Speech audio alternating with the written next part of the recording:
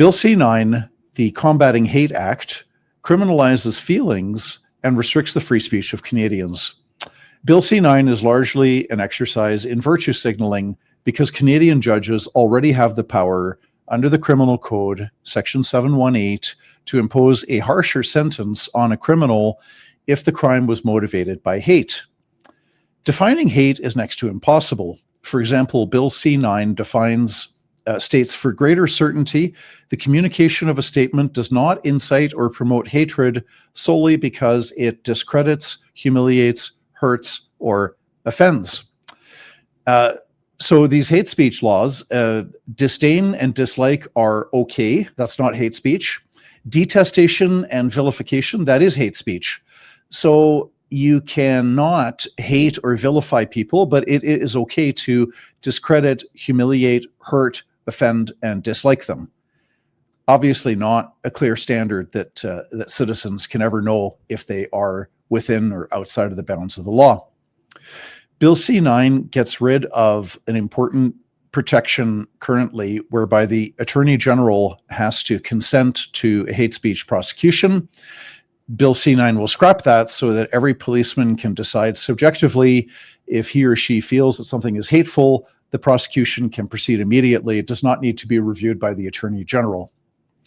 Bill C-9 criminalizes the display of the Nazi swastika and provides for up to 2 years in jail for displaying that symbol.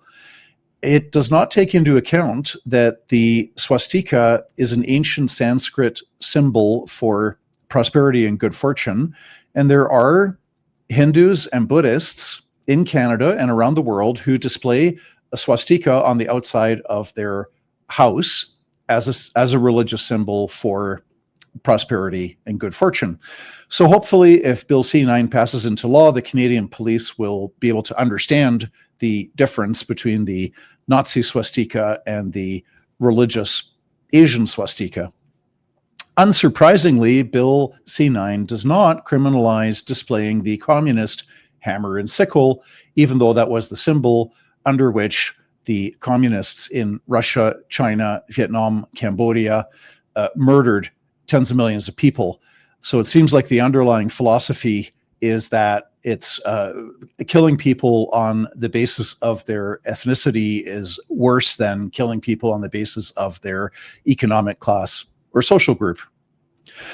Justice Minister Sean Fraser claims that Bill C-9 is going to protect people entering a house of worship from intimidation. It's a half-truth. In fact, uttering threats and intimidation, physical obstruction are already crimes. They're already prohibited by the criminal code. So to add on an extra layer of protection for people entering houses of worship, it's a little bit disingenuous.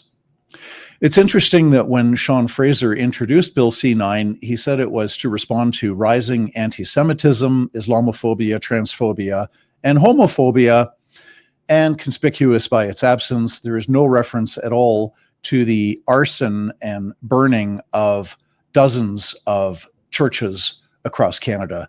That seems to be not on the minister's radar screen, which again suggests that this is a very political piece of legislation. I'm John Carpay. Thanks for listening.